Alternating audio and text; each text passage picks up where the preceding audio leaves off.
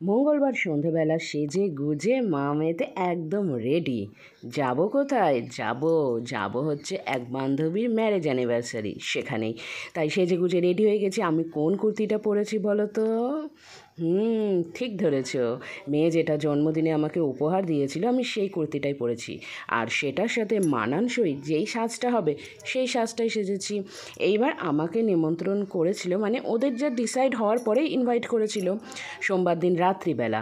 আর সোমবার দিন রাত্রিবেলা যখন করেছে তখন আমি অলরেডি বাড়িতে। এবার যে গিফট আনতে যাব সেটার আর সুযোগ হয়নি, তাই যাওয়ার সময় গিফট কিনলাম। এই যে আমার সেই বান্ধবী যার অ্যানিভার্সারি, গিয়েই তো এক প্রস্ত ছবি তোলা শুরু। তারপর আরেক বান্ধবী আসতে একসাথে অনেকগুলোই ছবি তুলে নিলাম। শুধু কি ছবি তোলাই হবে? না না, একদমই না।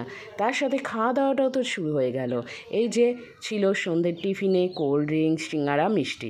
এবার আমি তো কোল্ড ড্রিঙ্কস খাই না, কোল্ড ড্রিঙ্কসটা তাই আমি দিয়ে দিলাম। আর এইখানে আমরা মায়েরা ছিলাম, তার সাথে আমাদের মেয়েরাও ছিল।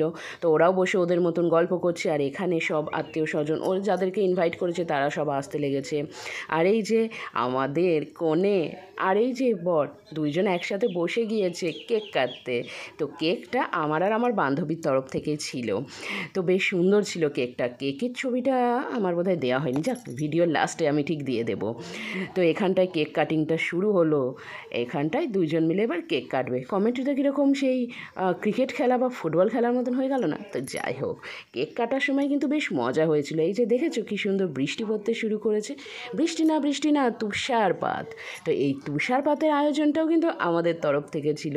বেশ সুন্দর একটা সুন্দর মোমেন্টকে আরও সুন্দর আর মনে রাখার মতন করে রাখার জন্য এইটা না বেশ সুন্দর ছিল, খুব ভালো লাগছিল। কিন্তু এত চারিদিকে তুষারপাত হচ্ছে, তার জন্য বাধ্য হয়ে কিছুক্ষণ পর কেকটাই তুলে নেওয়া হলো, কারণ তুষারপাত তো শেষই হচ্ছে না। আর তুষারপাতের চোটে আমাদের নতুন কনে একদম ঘুমটা দিয়ে বসে গেল। তো বেশ মজা হচ্ছিল, সবাই খুব আনন্দ করছিল, কারণ তুষারপাত তো শুধু কনে আর বরের ওপর যে হয়েছে তা নয়, সবার ওপরই তুষারপাত হয়েছে। তো এইখানে আমরা সবাই গোল করে দাঁড়িয়েছিলাম। তো কেক কাটা তো হয়ে গেছে, কিন্তু দুইজনকে এখনও কেক খাওয়ায়নি। তো সেই এবার কেক খাওয়ানোর পর্ব। তারপর চললো কেক খাওয়ানো। তো প্রথমে আমাদের বর খাইয়ে দিল কনেকে, তারপরে আমাদের কনে খাইয়ে দেবে বরকে। তো সব পোজেই ছবি কিন্তু চলছে, কন্টিনিউ কিন্তু ছবি তোলা চলছে। তোমরা দেখেই বুঝতে পারছো, কোনো একটা মুভমেন্ট করে থেমে গেছে তখনই ছবি তোলা।